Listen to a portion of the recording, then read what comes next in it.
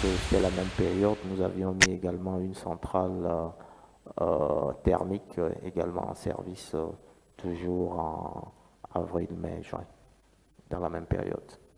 Donc, d'une façon générale, je peux dire que pour continuer, nous dépendons un peu de l'extérieur. 50% de l'énergie importée des pays voisins, notamment le Ghana et le Nigeria. Donc, la politique du gouvernement, c'est de promouvoir les énergies renouvelables. Et c'est ce que la T2R, l'Agence togolaise d'électrification rurale et des énergies renouvelables, s'évertue à faire. Donc, d'une façon générale, voilà un peu l'état des lieux. Merci. Alors, est-ce que l'idée de biomasse dont parlait M. Brisset, c'est une idée qui est dans l'air, qui est pour l'instant encore loin? On en est où? Euh, Merci. Pour ce qui concerne la biomasse, il faut dire que d'une façon générale, euh, pour la cuisson, la biomasse est beaucoup utilisée. Mais pour les services d'accès à l'électricité, aujourd'hui, nous n'utilisons pas la biomasse. Donc, si nous faisons le bilan énergétique pour voir un peu l'apport de la biomasse dans tout ce qui est énergie, que ce soit cuisson, éclairage et tout ça, je pense que la biomasse est utilisée à plus de 70%. Je n'ai pas les chiffres exacts, mais la biomasse est assez utilisée en Afrique. Mais pour les solutions d'éclairage, la biomasse n'est pas privilégiée. La biomasse est beaucoup utilisée pour la cuisson, surtout en milieu rural où ils n'ont peut-être parfois pas accès aux solutions comme le gaz butane. D'accord. Donc, il faudra également que on développe des politiques un peu plus agressives pour diminuer le taux d'utilisation de la biomasse et avoir une énergie de substitution. Ou de façon plus efficace, avoir des technologies ou des solutions qui nous permettent d'utiliser moins de biomasse dans la cuisson, etc. Vous pensez à quoi, par exemple?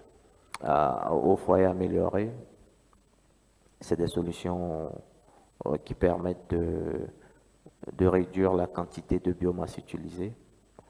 Je pense également aux solutions comme le gaz butane, qui peut être déployé ou vulgarisé dans le milieu rural. C'est vrai que c'est beaucoup plus propre que la biomasse, mais le frein parfois c'est euh, les frais d'acquisition de, de, de la bonbonne de gaz qui parfois créent un frein à l'usage de cette énergie. Donc aujourd'hui, en milieu rural, c'est beaucoup plus, même dans nos maisons, c'est beaucoup plus la biomasse, le charbon de bois qui est utilisé. Et comme je le disais, notre bilan énergétique montre que un peu plus de 70% de la biomasse est utilisée pour satisfaire à nos besoins en termes d'énergie d'une façon globale. Est-ce qu'on peut Merci. dire qu'au Togo, la problématique est double? D'une part, l'État ne peut pas investir dans tout, il ne peut pas tout faire, pas pouvoir tout financer. Et puis d'autre part, c'est un pays qui est tout en longueur, donc l'énergie, il faut qu'on la déplace et que c'est difficile. Est-ce que vous partagez cette double problématique? Oh, ça dépend. Ça dépend. Si je prends l'aspect électricité, c'est vrai que le Togo a une forme un peu étirée. En termes d'accès à l'électricité, nous utilisons le réseau. C'est à travers le réseau électrique que nous distribuons l'énergie à travers tous les territoires. Donc le problème ne se pose pas. C'est vrai que euh, dans nos stratégies, on a essayé de répartir un peu selon le point géographique, quelle est la solution technologique qu'il faut pour électrifier une localité. Donc je parlerai beaucoup plus, si vous permettez, de l'énergie électrique plutôt que de la biomasse, mais bon, étant dans le secteur de l'énergie, je peux également aborder ce point. Euh, la problématique au niveau peut-être de la biomasse, c'est son utilisation, c'est les taux de rendement de conversion, par exemple, du bois de chauffe en charbon de bois.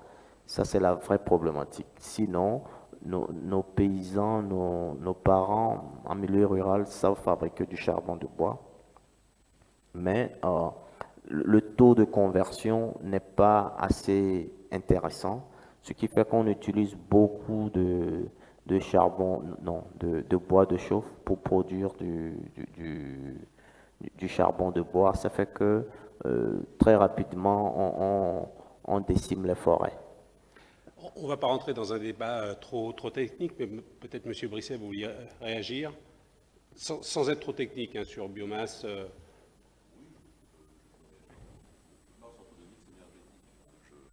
Je ne suis pas focalisé sur la biomasse en particulier.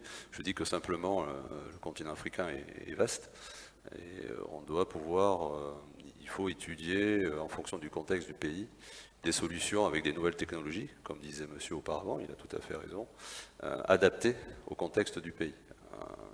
Alors la biomasse, juste entre parenthèses, ce n'est pas seulement le charbon de bois, ce sont les déchets agricoles que l'on peut brûler avec les chaudières qui produisent, donc qui font tourner des générateurs, etc. C'est pas le charbon de bois. Hein. Mais après, il y a forcément des nouvelles technologies. Je parlais de géothermie, il y a bien entendu le solaire, mais ça on en entend parler partout depuis très longtemps. Les éoliennes, hein, par exemple, tout ça, ce sont des énergies renouvelables. Mais est-ce que c'est adapté à chaque pays? Non. Il faut à chaque fois étudier les possibilités en fonction du contexte du pays.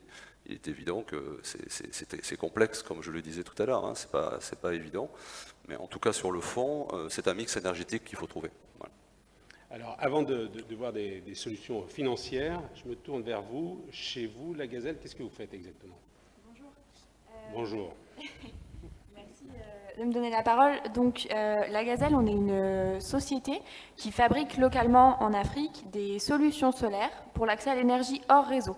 Donc, nous, on est plutôt sur des problématiques d'électrification rurale. Et donc du coup, très concrètement, on a des ateliers de fabrication industrielle dans plusieurs pays d'Afrique de l'Ouest. Pour l'instant, on est au Burkina Faso et au Bénin pour la production. On a quelques activités d'assemblage au Sénégal, on est représenté aussi au Mali. Puis on a des représentations dans d'autres pays, mais cette fois en externe, c'est notamment le cas au Togo. Et donc avec ces ateliers, nous fabriquons du kit solaire, de la lampe solaire Pico pour ceux qui connaissent, et puis d'autres solutions un peu plus complètes comme les stations de charge collective. Voilà, donc on s'adresse à la fois à des revendeurs, puisque nous on est vraiment positionné comme un fabricant, donc c'est pas nous qui faisons le commerce au détail, donc du coup voilà, on travaille avec des partenaires revendeurs pour le déploiement de nos solutions, et ça dans toute la sous-région ouest africaine. Et on travaille aussi avec différentes organisations, notamment de solidarité internationale, qui facilitent l'accès aux populations rurales à ces solutions, qui sont des solutions durables et de qualité. Voilà, notre positionnement, c'est vraiment de contribuer au développement économique et au développement industriel du continent africain et du coup de l'Afrique de l'Ouest pour ce qui nous concerne pour le moment. Et c'est aussi de proposer des solutions qui s'accompagnent de services de proximité. Donc on fabrique sur place, ça veut également dire qu'on est sur place pour faire le suivi des installations, pour faire la maintenance, pour faire les réparations, quand par exemple au bout de 5 ans d'utilisation il faut changer une batterie. Ça coûte beaucoup moins cher et c'est beaucoup plus intéressant sur le plan écologique de faire simplement un changement de batterie que d'aller changer tout un système. Voilà, donc on a un positionnement aujourd'hui un petit peu à contre-courant de ce qui se fait sur le solaire en Afrique de l'Ouest. Mais voilà, c'est un projet qu'on pense responsable et durable, et donc pour lequel on travaille depuis 2015 maintenant. Depuis 2015. Alors, est-ce que les Togolais sont prêts à payer pour leur électricité, à votre avis? Est-ce qu'on va vers ça, finalement? Oui. Avant on va aborder l'aspect financier, mais finalement, la clé, c'est ça. Est-ce que les fameux PPP dont on a beaucoup parlé ce matin, sur ces rencontres Africa. Est-ce que c'est la solution? Et puis d'abord, est-ce que les Togolais sont prêts à payer pour leur électricité? Merci. Est-ce que les Togolais sont prêts à payer pour les frais d'électricité? Je dirais oui.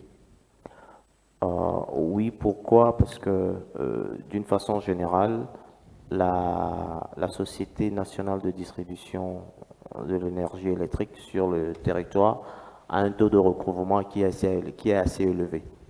Donc ça veut dire que les abonnés paient les frais d'électricité.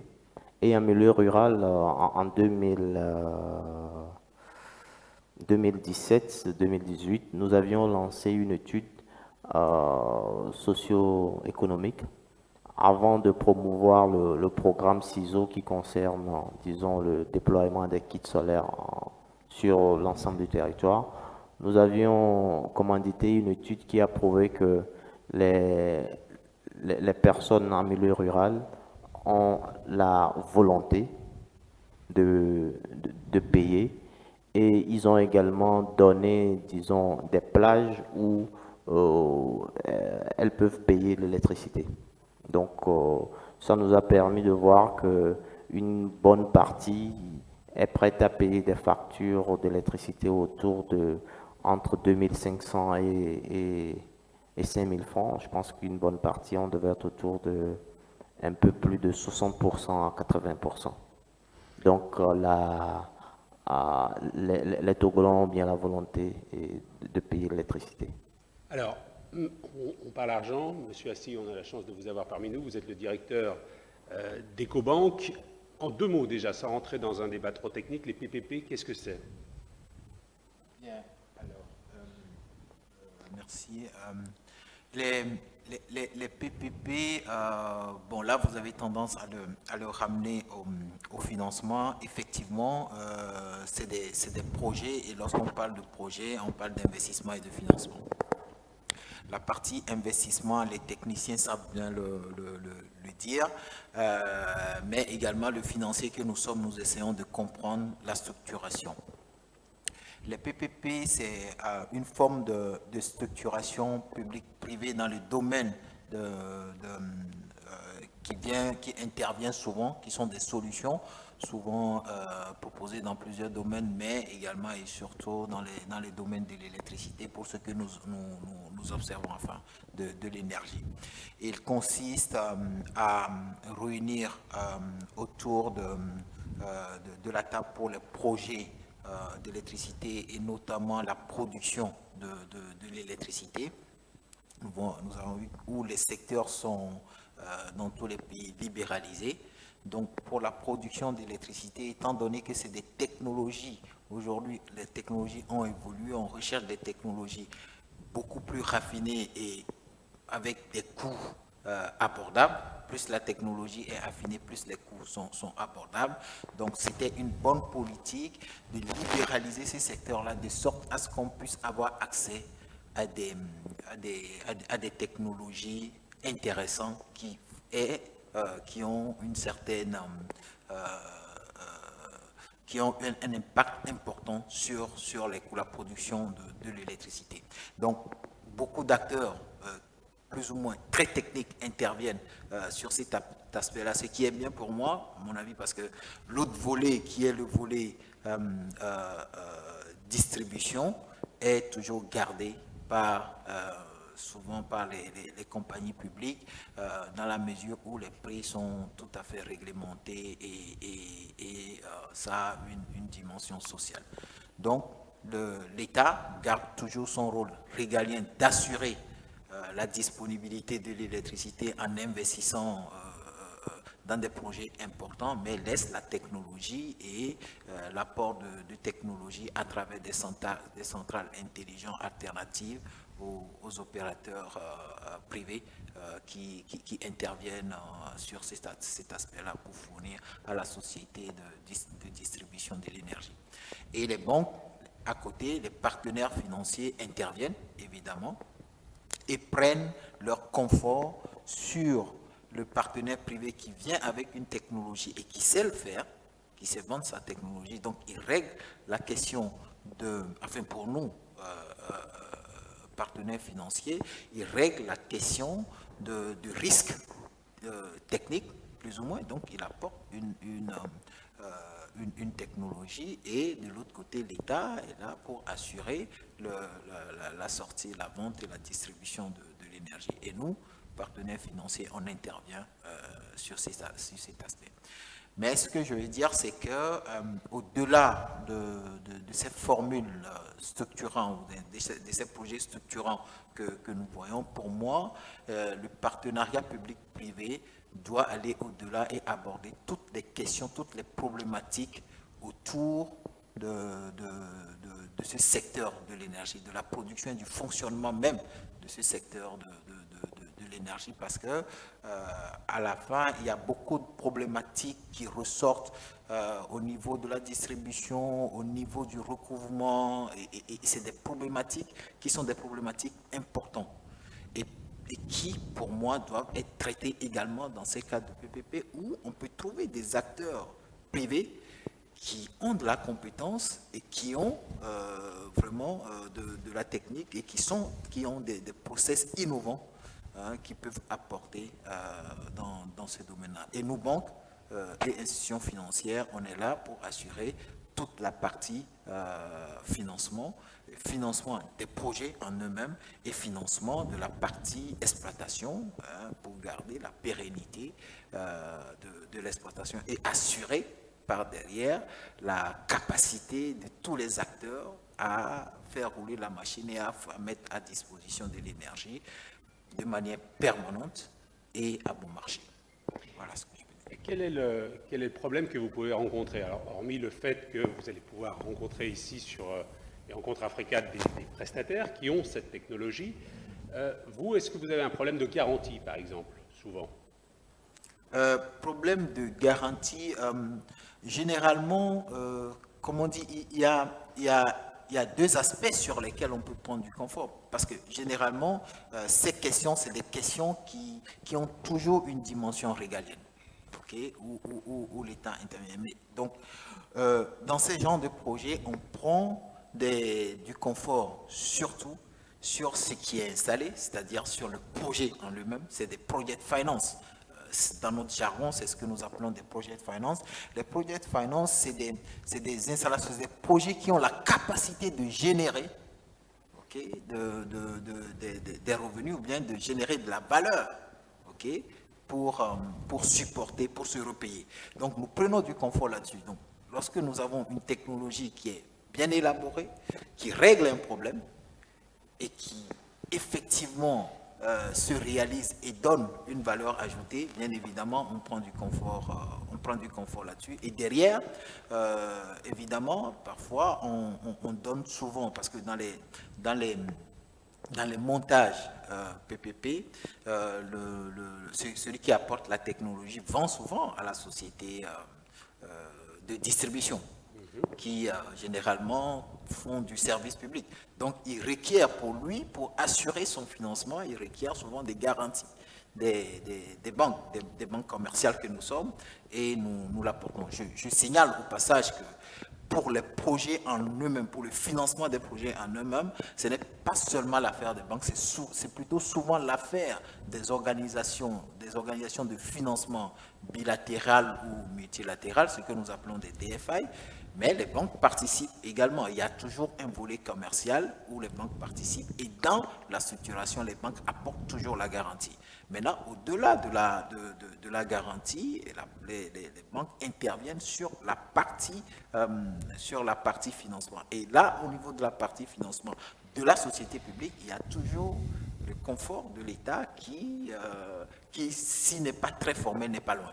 Donc, on prend, pour résumer, on prend du confort sur la technologie, sur le projet qui est là, qui donne l'assurance de ce qu'il y a production et création de la valeur, et également sur le fait que le service public est quelque part assuré et garanti par l'État d'une manière ou d'une autre.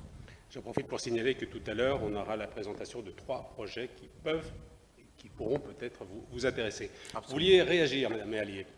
Nous, effectivement, en tant que fabricant, en tant que fournisseur de solutions technologiques pour l'accès à l'énergie, on pense aussi que ces partenariats multi-acteurs, ces partenariats un petit peu innovants, sont des vraies solutions pour pouvoir mener à bien des projets qui sont efficaces, qui ont de l'impact et qui atteignent leurs objectifs.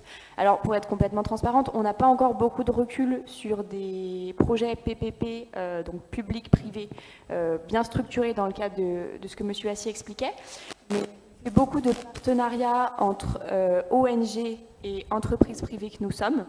Et on voit vraiment que le fait de mutualiser des compétences qui sont complémentaires parce qu'elles sont en lien avec des organisations qui sont très différentes, ça permet vraiment de mettre un panel de compétences variées et essentielles au bon fonctionnement du projet.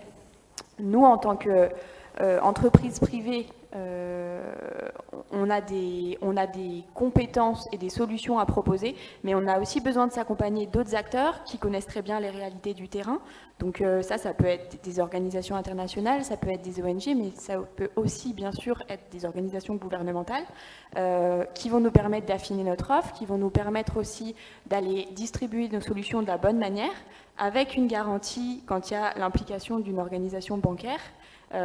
C'est un schéma qui va permettre de répondre de manière efficace à des défis qui sont aujourd'hui cruciaux, auxquels il faut qu'on réponde rapidement pour le développement des pays qui sont concernés. Est-ce qu'il a été décidé d'aller vite en termes d'énergie, M. Robin? Oui, je dirais oui, mais je vais un peu vous expliquer ce qui se passe dans le secteur de l'énergie. Déjà en 2010, on a mis en service la première centrale thermique à travers un partenariat public-privé, Contour Global, déjà en 2010. Ça veut dire qu'on avait déjà innové. Mais en 2018, notre stratégie est un peu très claire. Pour atteindre 100% d'accès à l'énergie en 2030, il nous faut un investissement d'environ 1000 milliards de francs CFA, ce que l'État ne dispose pas aujourd'hui. Donc clairement, l'État, dans sa stratégie, l'État fait appel à des investisseurs pour l'aider à atteindre cet accès universel. Donc maintenant, si je prends en termes de technologie, les kits solaires aujourd'hui, pour opérer, il faut avoir une licence. Une licence, c'est déjà un contrat PPP. Pour opérer les mini-réseaux solaires, il faut avoir une licence. C'est également un contrat de type PPP. Et pour la production de l'énergie d'une façon générale, je tiens à souligner que M. Assis avait donné déjà, il avait très bien défini la notion de PPP. Et pour ce qui concerne l'État togolais, le secteur de la production est libéralisé depuis, je pense, 2000 ou 2006. Donc aujourd'hui, pour que on ait une énergie moins chère, on fait appel aux investisseurs, donc on lance des appels d'offres, parce que lorsque l'énergie est moins chère, ça permet de pouvoir vendre ça moins cher aux clients. Donc il est important que la ressource, disons la production, le segment production, soit libéralisé afin d'avoir des coûts très intéressants pour que le client à la fin puisse avoir un coût d'électricité très, très intéressant. Donc voilà un peu la stratégie. Donc entre 2018 et 2021, nous avions signé un certain nombre de PPP. On pourra aller en détail si vous voulez. Mais, on est sur de la macro-production ou de la micro-production? On va vers quoi? Si je reste en termes de technologie, les kits solaires, pour moi, c'est de la micro-production. C'est-à-dire que un kit solaire, vous placez un kit solaire sur votre toiture, vous produisez un peu d'énergie, donc j'appellerais ça de la micro-production pour juste votre utilisation. Et quand je vais au niveau des mini-réseaux, c'est pas micro, mais c'est entre les deux. Ça, c'est à l'échelle d'une localité. Je peux produire en masse et vendre. Et ça également, c'est l'objet de PPP. Les kits solaires également font l'objet de PPP. Et maintenant, la production à grande masse également fait l'objet de PPP. Donc, disons que ce soit micro jusqu'à macro, ça fait l'objet de PPP parce que l'accès, c'est un peu, comme M. Assis le disait, c'est un peu un rôle régalien de l'État. Donc, si l'État veut concéder ou déléguer une partie de son rôle à une tierce partie, il faut que ça fasse l'objet d'un PPP. Alors, M. Brisset, vous l'avez compris, M. Robil a besoin de 1000 milliards. Moi, personnellement, je ne les ai pas. Est-ce que vous les avez ou est-ce que vous avez un moyen de les trouver? Non, je ne suis pas banquier, il faut s'adresser au monsieur à votre gauche. Non, je ne les ai pas, mais oui, c'est comme je le disais tout à l'heure, c'est complexe. Hein. Il y a des moyens, il faut des moyens pour développer la production d'énergie. Mais je tenais aussi à souligner une chose. Alors, les PPP, je ne connais pas, je ne travaille pas beaucoup, enfin je connais le principe, mais je n'y participe pas. Je veux plus des groupements avec des sociétés africaines pour répondre à certains appels d'offres, ça je le pratique. Mais je voudrais revenir, je suis également dirigeant d'une autre société qui s'appelle Formateg, qui est une société de formation basée à Bordeaux et qui travaille partout dans le monde. On fait de la formation, de l'assistance technique et nous sommes également bureau d'ingénierie conseil. Et je voudrais aborder le sujet de la connaissance aussi, parce que pour développer l'électricité, pour réfléchir, faire des études sur un mix énergétique en fonction, il faut avoir aussi la connaissance.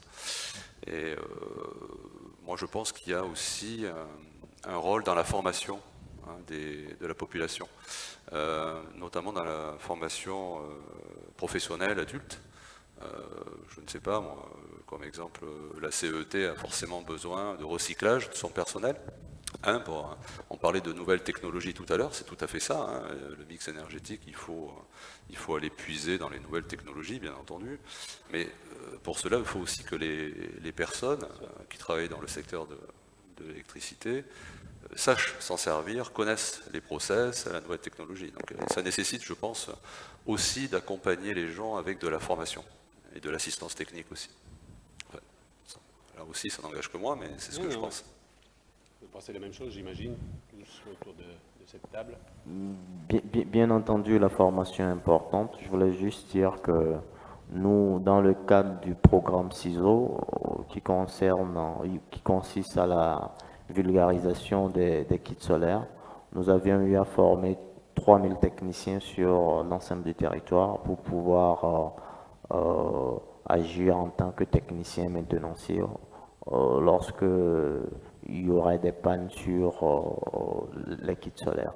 Donc aujourd'hui, les opérateurs qui ont la licence pour les kits solaires puisent un peu dans ce tas-là pour obtenir leurs techniciens sur le terrain. Donc maintenant, comme on est toujours dans le cadre des PPP, et on a toujours ce volet formation qui est associé à tout ce qu'on fait comme contrat pour s'assurer que le transfert de connaissances est toujours là. Ouais. Je vous remercie tous les quatre vraiment d'être venus pour parler de l'énergie. Vous vouliez rajouter un petit mot? Non, ça va. Je voulais juste dire que ce volet formation est la clé, quelque part également, de tout ce dont on est en train de parler. Parce que si vous avez suivi dans toutes les interventions, on a parlé de technologie, de recherche, d'efficience. C'est des choses qui nous manquent. Et ça, c'est lié à la formation et à la compétence qu'on peut dégager de ces formations pour faire des choses de la bonne manière. Elle est extrêmement importante, elle est fondamentale. Pour construire l'avenir. Ah, absolument.